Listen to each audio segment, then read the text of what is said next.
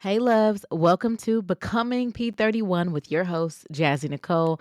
You guys, this podcast is all about becoming a Proverbs 31 woman, and I am more than grateful that you decided to embark on this journey with me as we work towards becoming the woman that God designed us to be. We're going to talk about the ups, the downs, the highs, the lows. We may get a little messy, but all in the honor of God. And I'm just thankful that you guys are here. Stay tuned for today's episode. Talk to you soon. Bye.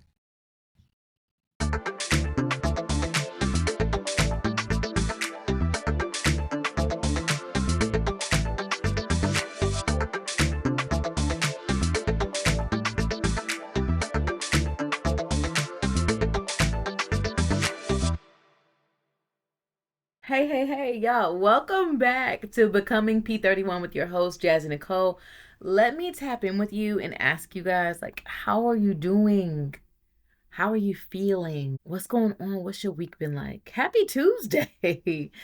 Happy Tuesday. I'm so excited to talk to you guys. I'll tell you kind of what space I'm in. I am feeling really, really rejuvenated, I think is the best way to put this. I had a really challenging week last week, and you know, we should rejoice when we go through tribulations, is what the Bible says. And sometimes that's not the easiest thing, but finding different ways to cope with life and cope with life more effectively is what I'm working on right now. So, aside from seeing my therapist every week, this week I'm so I'm ecstatic because I seen this Instagram reel, y'all, with this young lady, and I don't have her name off the top of my head, but she created a prayer corner. And I don't know about y'all, but if y'all remember that movie, I think it's called The War Room. War Room. And it was on Netflix. And this young lady created a room where she went to war with God, and she proposed everything that was going on in her life with God. And she sat in that room and she brought all her troubles and her problems and her victories to that room. And I don't have another room for that. So in my mind, I was like, yeah, when I get a new house, I'm gonna get me a prayer room. But sis created a prayer corner, and I was immediately inspired. I'm talking 2 days later, I was in Home Goods getting all my stuff from my prayer corner. And I took my prayer board that I created last year, and I put it in that corner and I set it up, and it looks really cute. And if you're online, follow me on TikTok. It's on TikTok. But I posted a video of what that looks like. But y'all, when I tell y'all that prayer corner, and I'm looking dead at it as I'm talking to y'all, but that prayer corner has been just such a source of comfort for me. Reading my Bible in the morning and sitting in my prayer corner and talking to God and writing down my prayers and my thoughts in my journal, writing down prayers and putting it on my prayer board, writing down what I desire for myself on my prayer board. Like, this has been great. This has been needed. It has been the space that I need to designate just to me and God. And if my daughters want to use my prayer corner, I'm not going to trip, baby. Sit down and talk to God too. And of course, you can talk to God anywhere, but that prayer corner, it's just something about devoting it to God. It's kind of like, in the Bible when they built their altars and they gave to God. This is kind of like my little mini altar, and I'm here for it. So I don't know. Do you have a prayer corner? Do you have a prayer room? I don't know. Let me know. I'm so intrigued. I'm excited. That really inspired me. But that's how I'm feeling. I'm feeling rejuvenated, and I think a lot of it has to do with being intentional about journaling and talking to God intentionally this week, every day. I've been intentional about journaling. And even if it's nothing that I can, it's not like a super in-depth conversation with God, even if it's just like, God, I thank you for X, Y, and Z.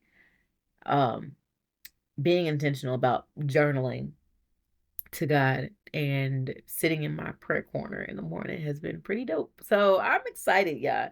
And I'm excited about today's episode as well, because I've been hearing a lot about friendships, and a lot of the conversations are talking about friendships in the sense of business, friendships in the sense of biblical relations. And I just think that friendships are so important. And I think that, as we grow to become her, hey, as we grow to become her, the Proverbs 31 woman, we do need to surround ourselves in a covenant of women who not only believe in God, but believe in you, love you, care about you, and you can pour into them as they pour into you. So I want to talk about friendships today.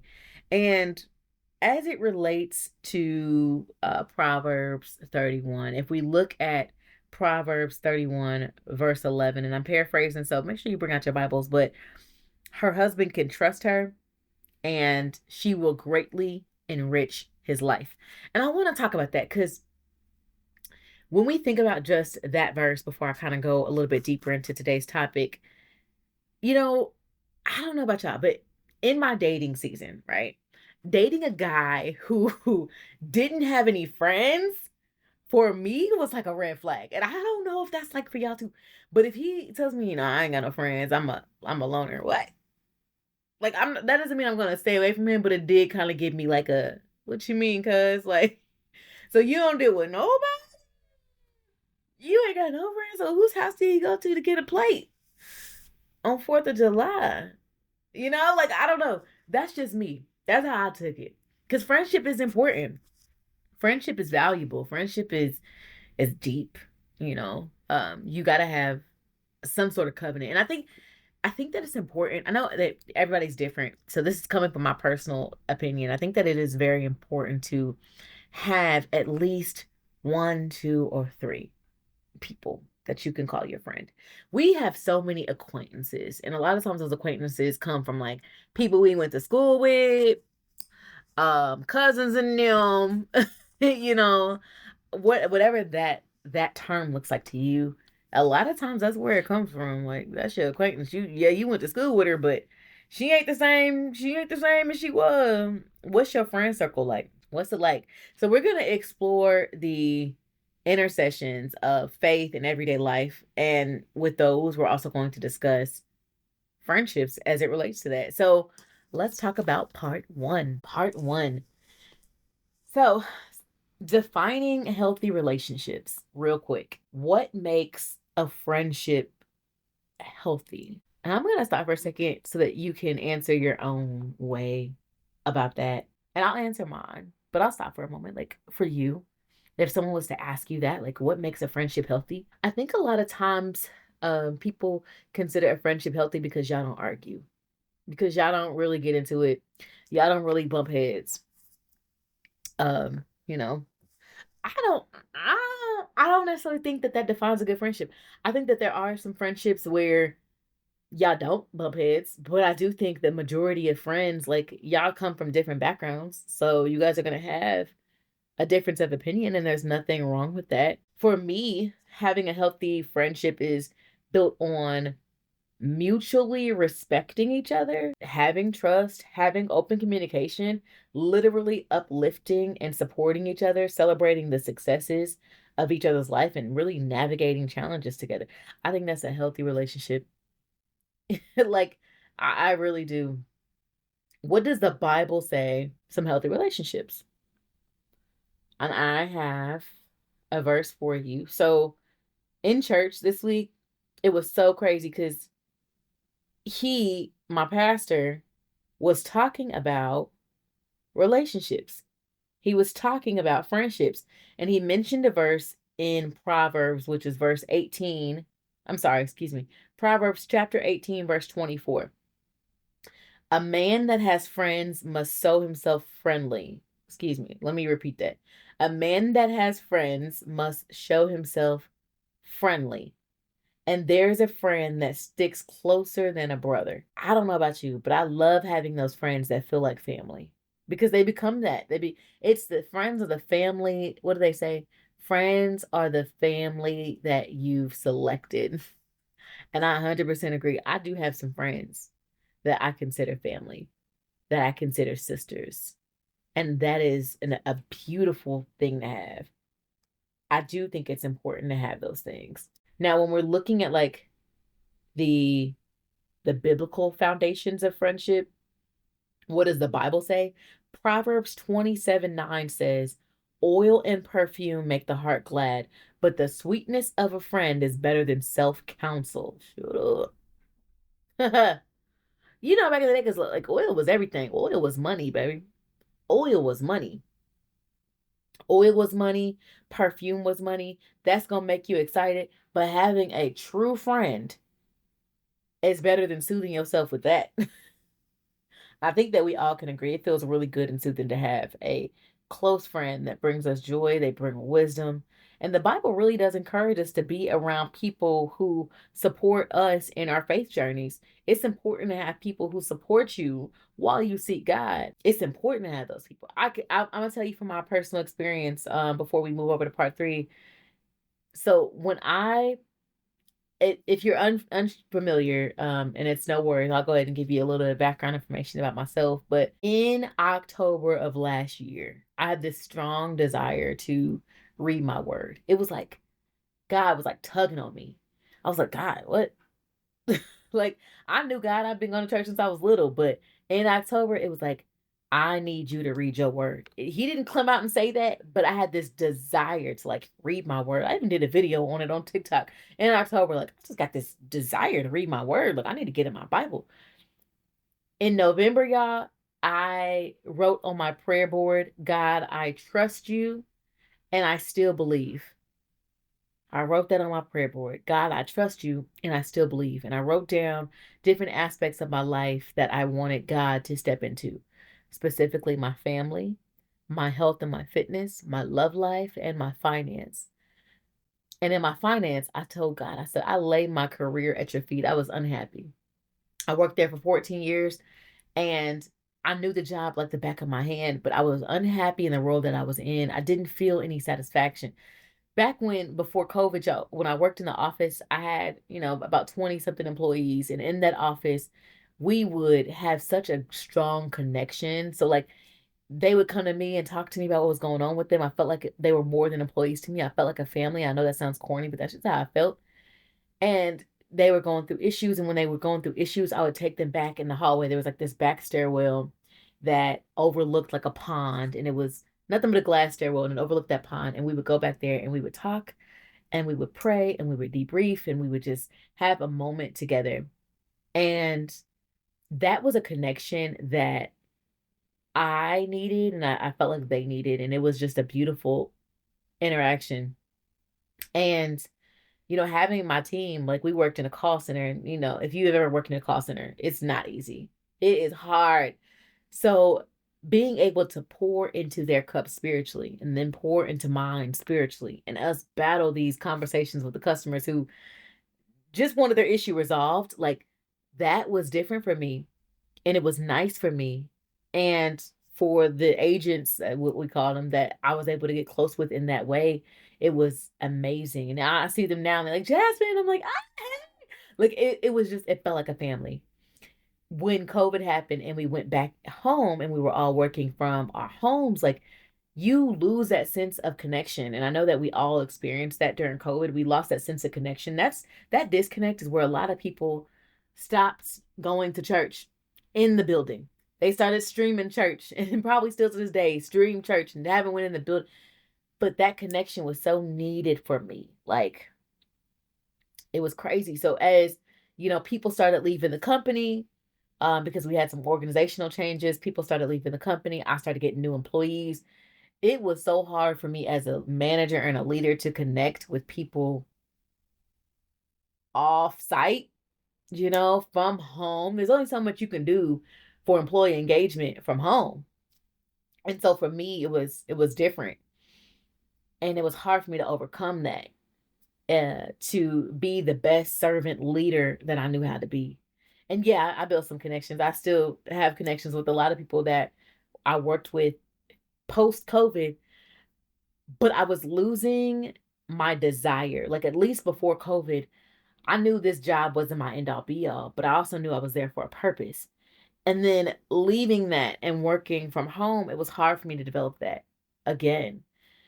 And I said, God, I laid my career at your feet. I was applying for jobs. I wasn't getting selected. I have 2 degrees, supervisor for X amount of years, but I wasn't getting jobs. So when I asked God, I laid my career at your feet.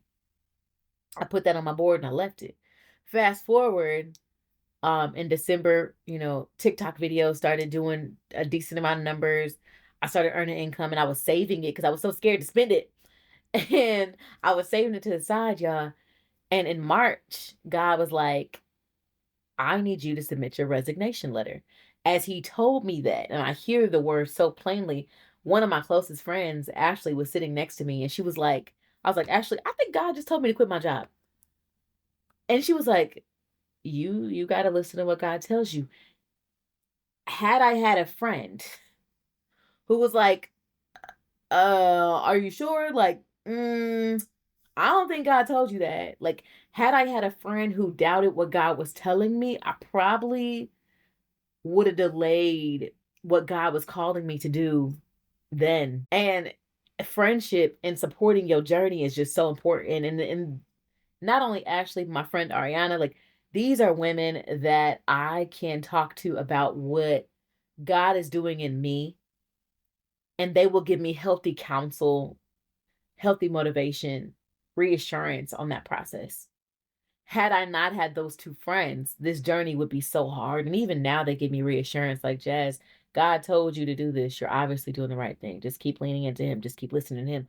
Healthy counsel is so important. Healthy friendships is so important. I'm so grateful for the people that God has placed in my life for me to have the pleasure of calling friends. I think that they are valuable and they bring wisdom to me. They brought wisdom to me in my dating journey too. Shoot, these friends are dope. Ashley and Ariana, if you're listening, I love you. All right, so part 3, let's talk about some characteristics of a healthy friendship and what those look like and what we can learn from them from the Bible. And if we're looking biblically, why is it so hard to say that? If we're looking biblically, let's look at Ephesians chapter 4, verse 32. It says, be kind and compassionate to one another, forgiving each other, just as Christ, God, forgave you. This teaches us that in our friendships, we're going to have to practice the empathy, the forgiveness, the kindness to our friends. So if you're in a friendship and it's hard for you to be able to open up to your friend and tell them, hey, I noticed this, I'm worried about this, or to voice your concerns, look at that.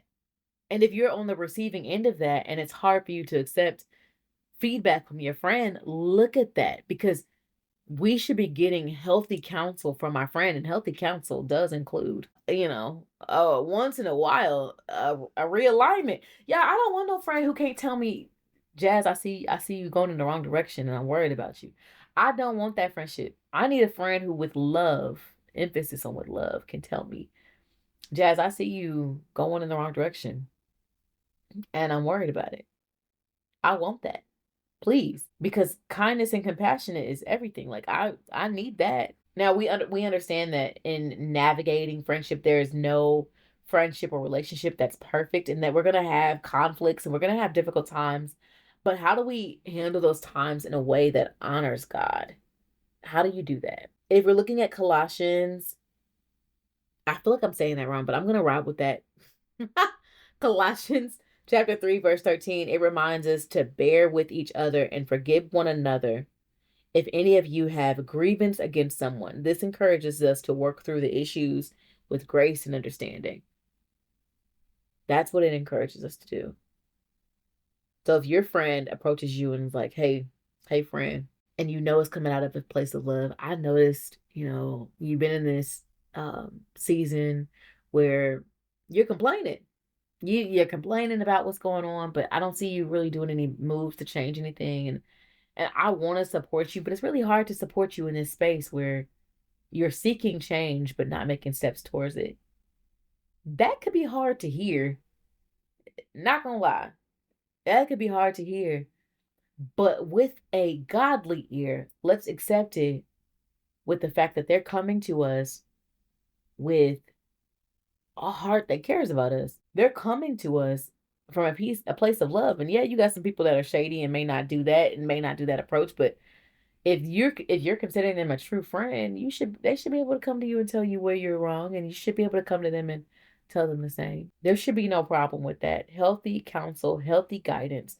And if it's hard for you, if you're noticing in your journey, if you're one of those people, which I can guarantee I've been there before too, where it's hard for you to accept constructive feedback, that is something to talk to God about, because you want to be open with your ears and your heart and your mind whenever someone comes to you out of love to correct your behavior, to assist you with your path. You want to be that, because as a wife, as a Proverbs 31 woman, you got to be a safe space. And in being a safe space, you not only have to take feedback, you also have to be able to give it. And if you can't take it, how can you give it? That's one of the things as a leader in my leadership role I had to learn. So when I say I struggle with it, that's not a lie. I had to learn, like, my job as a supervisor with a team full of people is to correct them when they're going the wrong direction. My job as a supervisor was to sit them down and say, hey, this is what's going on. This is the corrective action. This is the way we need to go. But if me as a leader couldn't figure out how to accept the same sort of feedback, that's not a good leader. It's got to be a two-way street. I got to be able to accept it. I got to be able to take what someone gives to me as constructive feedback, funnel through what I actually need and what's actually out of love and what actually is going to help me grow. Take that and translate it into wisdom to help me on my journey. I got to be able to do that. And when I realized it was an area that I was struggling with, that's an internal thing. When I realized it was an area where my supervisor couldn't tell me I was wrong in an area, or I would get upset. Or my agents couldn't tell me, well, Jazz, if you could do this, and I would get upset. That's something I got to work on. So we got to look at those internal pieces, because friends should be able to come to you out of love. So I just encourage all of us to really, if you are a person who doesn't necessarily have people that you consider friends in a healthy way, I really encourage you to take a moment and bring that to God. Bring it to God. Because God does not want you to be lonely in this world. And it is important to have people around you who love God too, and who support you and who care about you. It's important to know that you are valued, you are honored, and you're respected. And if you desire to have a healthy friendship, bring that to God. God, I give my friendship to your feet. God, I give my relationships to your feet. God, please remove anyone from me who is not for me. God, please surround me with people who believe in you, who love you, and who care about you. God, plant me in places that I can be in covenant with people who also love and cherish you. God, plant me there. Show me where I need to walk. This is all a part of God leading your footsteps. You want him to be the head and not the tail in everything. God, be the head of my friendships. Be the head of my relationships. Be the head of my marriage. Be the head of my career. You want God to lead you in those areas. Healthy relationships are literally, in every sense of the word, a gift from God. And by us nurturing them, we can genuinely experience the joy and support that we need in order to thrive in our journey with God, in order to thrive in our life. We need that. You need that. I need that. So that is today's podcast about friendships, you guys. I'm so excited to come on this journey with you guys about becoming P31. And I do think that having friends that support you and that care about you and love you just as you deserve is critical to your faith journey. It's critical to you being that Proverbs 31 woman. Thank you guys so much for joining in. Hey, if you haven't already, do me a favor. Comment on the podcast, whatever platform you're looking at. Rate the podcast, whatever platform that you're looking at. Leave a comment, leave a rating. It helps me get out to more people with this message about becoming the Proverbs 30 woman. So, yeah. And look, I got to tell you guys something that I'm so overwhelmingly thrilled for. And I won't go into too much detail, but I got my first email. My first email to the Becoming P31 podcast at yahoo.com. I got my first email. When I got it, y'all, I was in tears. I was in tears with just receiving my first email. And the young lady who emailed me, without going into any details, I just asked that you guys lift her up in prayer. Lift her up in prayer. And the other ladies who are working on becoming a Proverbs 31 woman, lift them up in prayer. This is a journey together. And praying for each other is just so important. So as I pray for you, pray for me, and pray for the young lady who emailed today. Actually, it was yesterday. Take it back. It was yesterday. Pray for the lady who emailed, and your sisters as we go on this journey of becoming Proverbs 31. I thank you guys so much for tuning in to today's episode, and I love you. Go forth and create some amazing relationships with other women who love God just as you. And let's go be those P31s this week. Okay, guys? Talk to you next Tuesday. Have a good day. Bye.